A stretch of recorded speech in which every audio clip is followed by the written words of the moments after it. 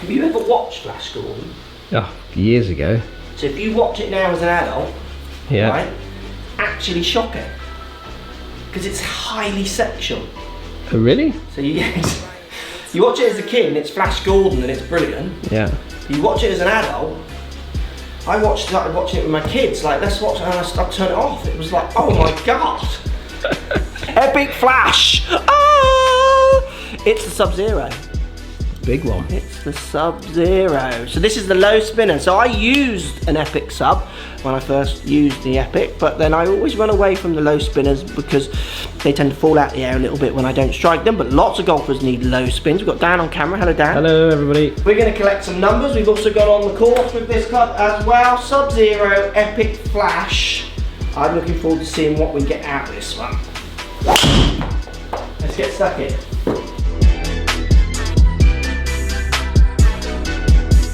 Lovely looks. Yeah. Does it look a little bit smaller than Epic? I think it does. It looks not as stretched back and it looks a little bit more... It's more... smaller and compact. It's more rounded. Yeah. This one's maybe a bit stretched. Stretched a bit more, isn't it, than the real one? Yeah. Just trying to pump all that weight forward, aren't they, I suppose? They're trying to get the weight forward, but we now see a bar at the back. Well, should we have a look at what Callaway said about all the tech? Yeah. Let's go and see what they've been saying. Epic Flash Sub-Zero. We're also getting the flash face in this club as well. So it's a computer generated design face. Yes, they've tried to take humans out of the loop. Thousands, probably hundreds of thousands of simulated strikes where the computer is learning and watching how the face reacts to try and give you the best ball speeds from all different parts of the face, as well as obviously centered hits. Gives us this kind of quite unique looking wave effect face. So very different way in how they've designed the face on this club. Jailbreak technology also in the Flash Sub-Zero, as well as the regular Flash, the two bars that from the bottom of the club go up inside, joining the bottom to the top, stabilizing both parts of that head. Again, trying to give you more energy transfer as you strike that ball. First time in Sub-Zero as well, we get an adjustable weight on the back. It's a 12 grams, so slightly lighter than the other Epic Flash, which I think is 16. It's a 12 gram slidable weight, allowing you to dial in center of gravity placement subject to where you strike the ball on the face.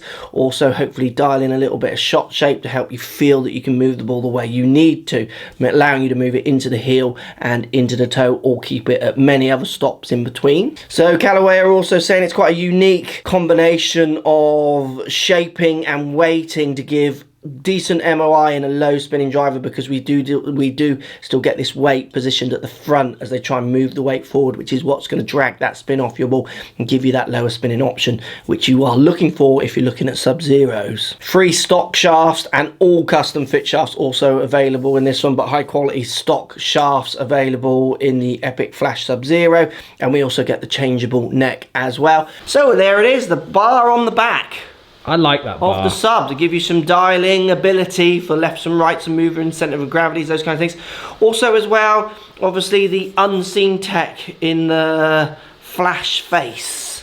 Flash face technology. Which again, we'll hit some. I don't think we're going to see the benefits of that. You're going to have to play a lot of golf to start thinking that you maybe squeeze 2 or 3 more yards on average out of a particular place you hit it on the face. I mean, that just looks beautiful to me. I love the shape. Yeah. Sits square, just looks Callaway brilliant. Interesting to see how low a spin we are getting out of this. Again, sound. Hit more. That sounded actually a little louder then. A little louder. I can't believe that. Bit tinnier. Can't be. I'm telling you, in this range, I'm feeling the tinness. It's gone away. Inside here. Yeah, I think there's less thudding going on and more tinning. Okay. I'm always a bit funny with my ears. But why you wouldn't want this to be? I don't want it to be any tinnier, no. I know what you mean. That does sound slightly higher pitch. Higher pitch. 262. 262. You're not sure about the sound. Looking forward to seeing what it's like out on the course for sound, because obviously it's different. Shape is everything for me there. Looks brilliant. Might be a little small for some. Like they might want a bigger head, which I guess is where... I mean, the sub is always the specialised one, isn't it? It's for that person who really wants to dial in that exact spin number, which generally tends to go more out to be the better player, which is where that smaller shape, again, I think will just really appeal. Having jailbreak in there as well still is all good, but again for me, I just don't understand why we went Rogue. This feels like the Epic that should have come out when the Rogue came out for me, do you know what I mean? The Rogue came out quite quickly after though, didn't it? Considering Epic was so good, yeah. I think we all wanted Epic 2.0 and then we went Rogue. It was like, oh, okay. Right, let's go out on the course. Dan's just going to start collecting his numbers and show you what happened when we went out and played with them.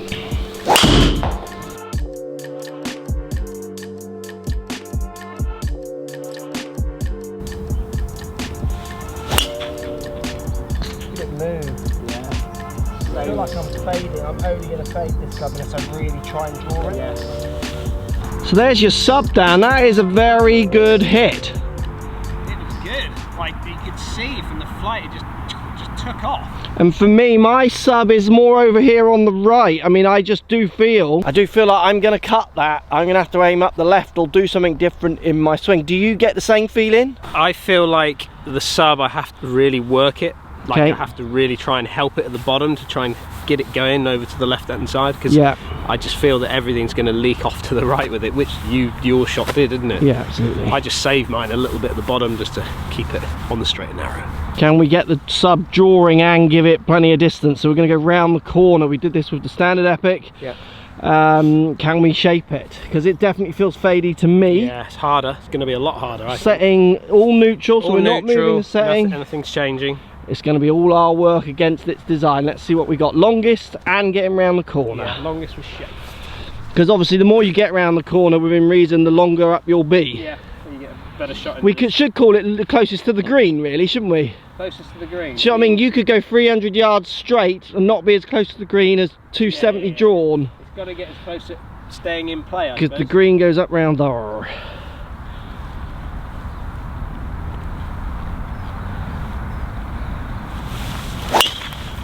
Oh yeah, I'm going to see it down because it's right round the corner there.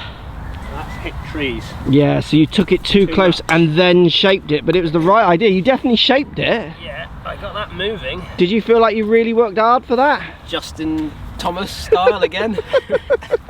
The inner competitor coming aggressively out. Didn't see it. Good. Good?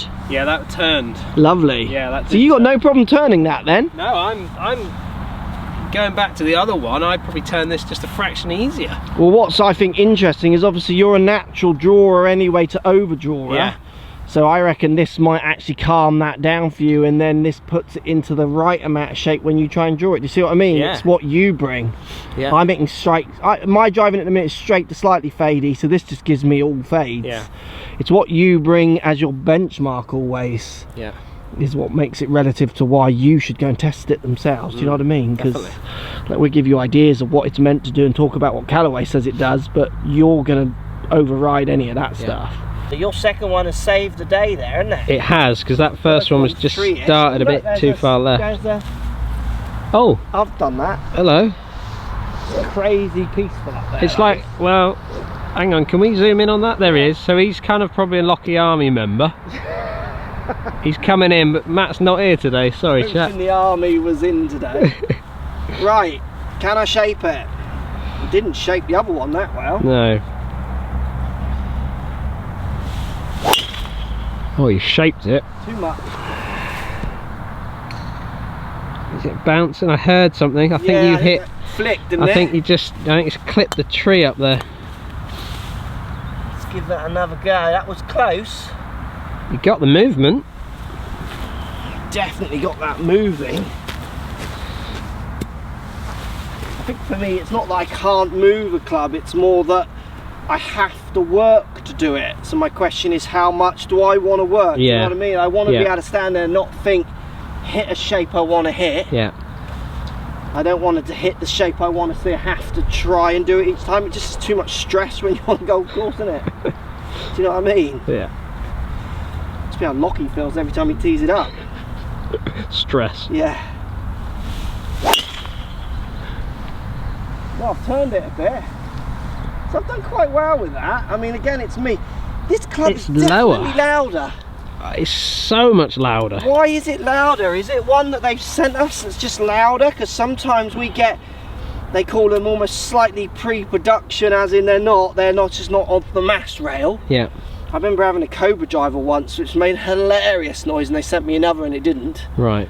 I just wouldn't put this one as the louder one. If any of them were going to be louder, you'd put the other one as the louder one. I'd put the other one as the louder one, definitely. Anyway, let's go see who's won this epic flash battle. So here's my sub. It managed to draw a little bit round the tree here, as you can see it cutting out here. Quite happy with this one. Middle of the fairway, hit not too bad, so it's now turned into par 5, so we'd go up there. Dan's hit a great one. He is basically up by this tree, so he shaped it and has probably got, what's that, 20, 15 yards on me there.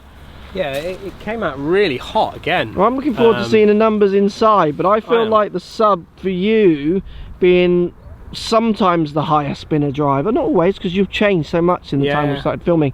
I feel like the sub does fall into your bracket of strike a bit more, because I'm a low spinner. You're a low spinner. As a whole. Drop out of the air possibly with yours. Yeah, well, I think I'll get my most with the sub, but I'll also get drop-offs. I think you would get more repeatable numbers out of the sub. Yeah. But I mean, that's a pretty good drive. Yeah, I mean that's up there with some of the better ones. If you're hitting a decent shot and getting here, and I'm that much further on, then on a benchmark, that's good.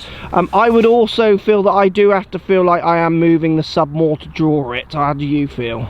Yeah, again, I just felt like I was possibly going to leak it off to the right hand side, so I really had to help it at the bottom. It feels, and it's no different than the previous model, it feels heavy at the bottom for me, so I feel like there's less going on down there. Okay. So I have to work it more at the bottom to try and save the shot from going off to the right hand side. People will ask, well, why don't you just move the weight to get, I could move the weight to make it more drawable as default. The problem for me is I'm a CG tracker, so as soon as you move that weight into the heel, the CG will go that way. I'll just hit in relationship to that CG in the same place. So what I've found when I've moved weights around in clubs is I just go around in this kind of month-long journey of ending up in the same place. I always find. Yeah. I've done it with my TSs and I've done it with other clubs. I like everything just to be standard and everything to rely on me getting heel or toe side of it. The sub for me definitely feels drawier. Looking forward to seeing the numbers. Let's go and check out what we're doing inside. Yeah. Numbers time, Dan. Ooh, let's see it. So I'm averaging 255, but I've got 3 263s in there. That's good. Averaging 2.8 spin. My lowest spin is 2.346, but then I get it up like when I'm missing it 3.2 3,000s. Not the lowest spinning sub I think they've done. I don't think that's good or bad. I just think that's what it is. Yeah. I was expecting to get more in the 1,000s. What was interesting with this, if I move over to strikes, is I was much more heel and low heel, which is my weakest point of the face. Now, I'm a CG tracker, so I don't swing ahead. I just swing it. I feel a centre of gravity. No matter where you move that, I'll often find it, like first shot, certainly 1 or 2, I find it, and I don't even know I'm doing it. So I would argue the centre of gravity, obviously, on this one is probably lower. Well, it has to be lower on the face to be lower spinning, and it's probably less toey. Definitely feels fadey to me. Were you? Let's compare that to the old sub. Yes. Were you as heely with that one as you are? Yeah, well, I struggled to draw it, which is why I swapped it out for the standard. I didn't like the drop-offs in spin when I mishit it high toe, which is my hit. Yeah. So the standard one was consistently better, even though the sub does always give me my 263. It gives me my longer number. Yeah. Sometimes, like a sub hitting the right place, I can get 270, 275, and I get seduced by that. And you play with it and you think, actually no, it doesn't, like that 1 out of 10, and then the others going 240 because they just fall out the air because the spin falls off. Averaging, this is no better, and I feel worse. And the fact that I can't feel like I'm drawing it, I definitely feel like I have to work on the course down here to get that drawing. You were very similar, so your longest hit was 270, so further, spinning at 2.4. You were averaging 2.58, so 2 yards more than me. Your shortest was 2.48, spinning at 3.2. So big jumps. Well, what happens with these clubs, I think, is when the strike varies a bit, and if you look, when I say that, I mean look at your strikes, they're tight. Yeah. That's a relatively tight group of strikings. the numbers just jump. So basically the standard deviation on this club is greater, so you need to be tighter in your tolerances, which is again why they tend to go more for better players. You know, very good strike tolerances. So, and it's about how much you want to gamble on that 270, because that 270 will be long balls. You'll get up there and you'll be like laughing at us how far past us you are, but then you don't want too many of those 248s. No. So you were averaging spin at 2.6, which again I would expect that to be a bit lower. You launched it at 12, to me at 12, so again you're a bit lower for you. Yeah. And we both peaked height at 34. Decent numbers, but not the lowest spinning from a sub. Definitely not. And I don't think that is a good or a bad thing. I think that is just what it is. So if you're someone who wants a slightly lower spinning one, yes. If you're someone who wants really low spinning, you either have to be really good and you're asking for that, or go and have a lesson. And maybe Callaway are kind of saying that as well. I don't want to speak for them. Why give them a 1.8 driver? If you need to knock 1,000 revs off your game, we shouldn't be doing that for you. You should be doing that in your delivery. Because you can see in our deliveries here, we're nearly over 1,000 revs in deviation. In spins, I've got a 2.3 up to a 3.2. You know what I mean? It's nearly 1,000 revs there in deviation of spins. From a fitting point of view, I love the fact they've got the rail in the sub now. They didn't have it in the previous one, so I really like that. From a fitting point of view, you know, to be able to manoeuvre that, even if we were playing around with it a bit more in here, I think we could probably start to change our strike patterns fractionally and start to maybe manoeuvre the ball slightly differently with that rail. Yeah, Great it gives options, doesn't it? Yeah, I agree. It does give good options for fitting, and it's definitely a fantastic looking club. Oh, fantastic! Yeah, as good as it gets. Yeah, one to test. Not the lowest spin sub flash ever, but low enough, I think, for golf. Agree. Come on, Flash, get it together. It was proper sexual. Like Ming's daughter, like red hot.